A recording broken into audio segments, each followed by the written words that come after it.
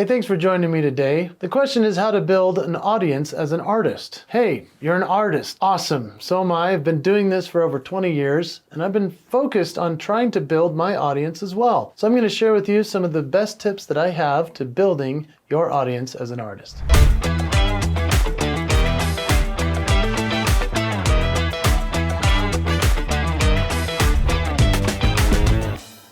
So have you ever felt like you deserved more applause, maybe more eyes on you, more audiences in general? Well, that's what we're going to talk about today. And I'll show you not just how to build your audience, but also how to create raving fans out of those audiences, because you want to build a community of people that advocate for you, that talk about you, that cheer you on and follow you everywhere. Building a loyal fan base is one of the most important things somebody can do if they're an artist. You know, it's somebody that they'll follow around forever. And so you want that person with you as much as possible and to give them everything they need as an audience member.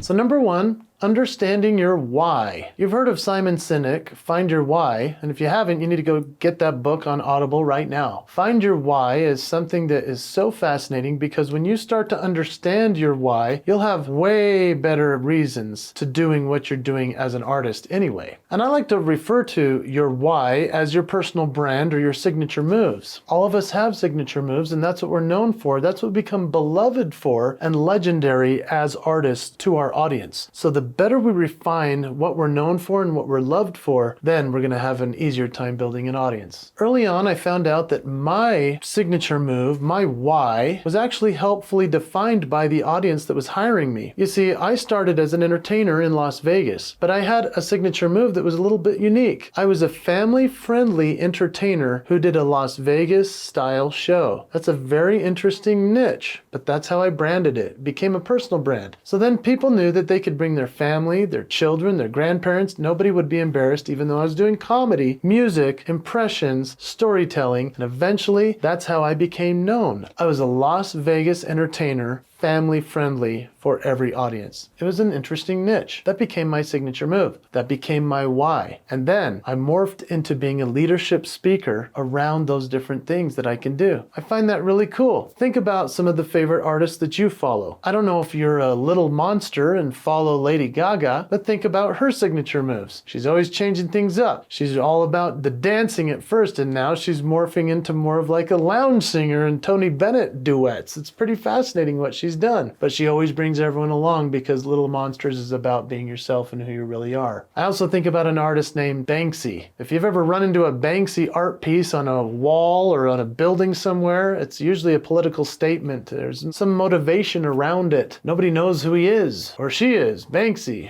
Who is this person? People follow Banksy and buy it for millions of dollars, and then at the auction it shreds itself. If you saw that video, Banksy has an incredible following. Built a great audience because of the signature moves that everyone knows Banksy for. So let's talk about that signature move. I like to say that it is your promise to commit to that level of being. And so when it comes to your signature moves, what is your promise? What are you committed to doing and sharing with the world? In that case, I like to share the story of Pablo Picasso. Picasso had multiple phases of his career that people became fans of his at the beginning, and then eventually they were like questioning, should we follow him through all these different transitions and periods that he's going through? He had the blue period, the rose period, Cubanism, surrealism. He did all kinds of different art forms, but people followed him along because they thought, wow, he's continually pushing himself, keeping a promise to himself, and we as an audience are willing to be raving fans and go along. Then there's an artist named Ben Folds, one of my favorites of all time. He started as Ben Folds 5 with a band. And then he had a couple of hits, then the band broke up. He started performing just with the piano all by himself, filling out stadiums. Pretty amazing guy on that piano. Now you can see him in concert with an orchestra or a symphony because his signature move, his promise to the world, is to promote the arts and communities. I find this so awesome, and I've been a fan of Ben Folds for over 20 years because I loved his music all the way through, all the different transitions,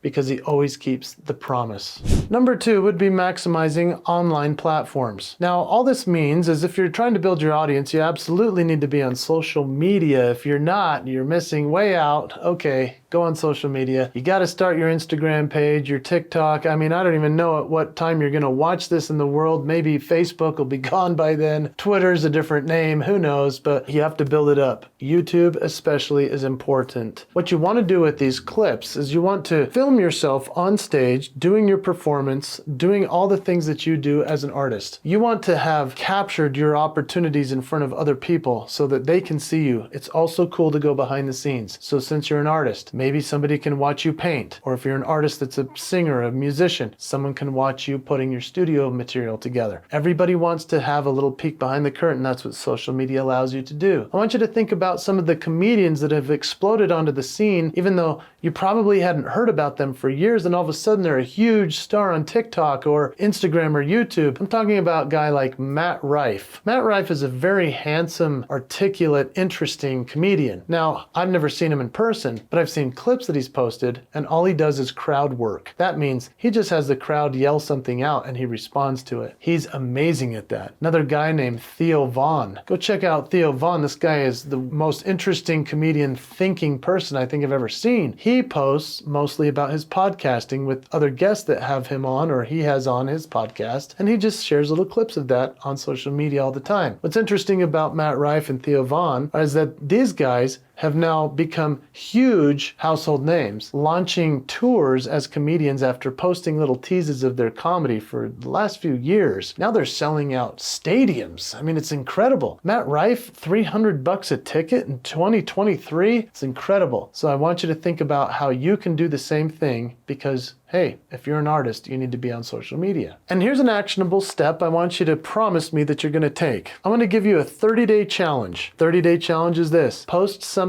significant on social media every single day for 30 days. See what a difference that makes in your career. Now, I've done this as well where I've gone 30 days, 60 days, 90 days. I've done my little challenges for myself. I can honestly say that posting every day really gets you into this nice groove and your audience is happy. But I also have to say, if you really want to grow your audience, you not only want to post your material, you also want to go and comment on other people's material. That is the fastest way to be seen, because if you're funny or interesting in the comments and you have something to say, people will start to look at you as well, rather than just you posting your content. And with that said, I might also recommend post other people's content too. If you have a friend that you're supporting or you like a comedian, an artist, a performer, go and post their content, help them out as well. Maybe they'll help you. And then of course there's email marketing. That's often overlooked, but I hope that you won't overlook it because email marketing is so important even still today. If you've heard of America's Got Talent, I was reached out by America's Got Talent years ago. They wanted me to come on their show, and mostly it was because they said, hey, you're a talented guy, but also they wanted my list of people. They know that I have a big following on not only on the social media channels, but also my email marketing list. They were after that as much as they were my talent. What's interesting is my relationship with AGT didn't work out. It was kind of a weird experience because they wanted me to do some things I didn't want to do on the show. And so I didn't go on it. But I have built up an email list. It's important for you to do the same because you have to be able to reach out to your people, let them know where you're going to be performing, where your art is going to be, and have an opportunity to interact with them. So let me tell you about one of the best email marketers I know. His name is Jason Kotecki. He started what's called escapeadulthood.com, and I hope that you'll go and sign up for his blog and his email that comes out every single Sunday morning. He is one of my favorite speakers and writers, and I refer to him in a lot of my videos actually because he's such a great example to me of great email marketing. He's created an entire community around people that want to feel a little bit more play and fun in their lives. And so he and his wife Kim have put together this great community. It started with emails, and now it's morphed into a Facebook thing where they do Facebook Lives for people on their community page, and they just hang out for an hour or two. It's incredible. They do it weekly. People pay them to do that. It's very much like having a Patreon or some other account that you can get if you're an artist. And so think about the ways that you can do that in email marketing. What I also want to encourage you is to actually take action and create a lead magnet. Now, lead magnet is a way for somebody to sign up for your email list or to get onto your social media pages. So whatever you need to create, for my team, we put together a little QR code that's very simple that an audience can just take a screenshot of it while I'm on stage, and then they get the QR code and it goes to my email list. That's an important thing. If you want to at least check out how you can get on my email list, I encourage you to go to jasonhewlett.com/ICM. When you go there, you'll enter into my newsletter system, and you'll also receive a great worksheet that will help you identify, clarify, and magnify your talents. I also made some other videos on this channel specifically about that very thing. So if you type in this exact title, you'll go check these out. How to capture leads at events. Go check out that video, as well as how to nurture your email list. Go check out those videos. I know they'll help you, and they'll help you to generate more audience members, and especially to keep them into a place where you can be excited that they all are part of your community.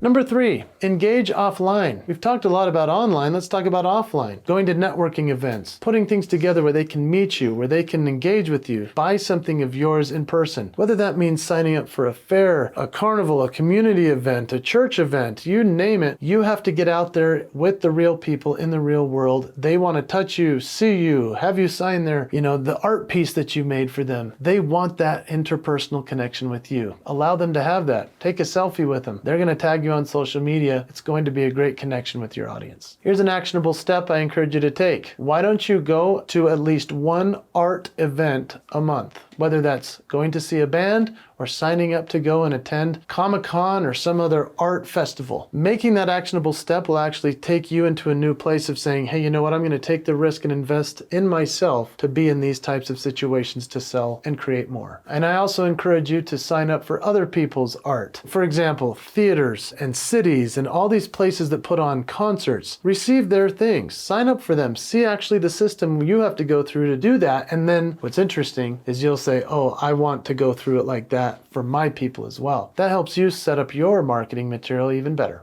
And the fourth one, turn your audience into your ambassadors. Having raving fans is a wonderful thing. And when a person becomes an ambassador for you, they start to share you with everybody. It's such a cool thing when everybody else is talking about you and it's not just you having to talk about you. One of my favorite examples of this of all time is a guy named Bob Ross. Maybe you're familiar with Bob Ross. He was a great artist on public television, but he started doing workshops and he just traveled the country teaching people how to paint for the joy of painting. And then eventually he was on a TV show. It was just him painting and talking, and he became the legend that is Bob Ross. Now, when you think about for yourself how you can create all kinds of ambassadors, people flocked to Bob Ross. They told everyone about his great show, how much they loved him. I think it was cool that he started out in a way of creating ambassadors through giving back. I want you to know that while I'm doing this video, I'm doing the same thing in my own version. This is me marketing. This is me creating value for you. Obviously, I'm not charging you to do this, but I'm grateful that you're here. This is free for you. And I hope that you know that this is part of me keeping my promise to you as my audience. So what I would encourage you to do is an actionable step. I would love for you to subscribe to this channel if you haven't already. I would love for us to stay connected. Maybe you can put in the comments something that helped you within this video, and I promise you I will respond to it when I see it. Thank you so much, and I hope that this has helped you as well.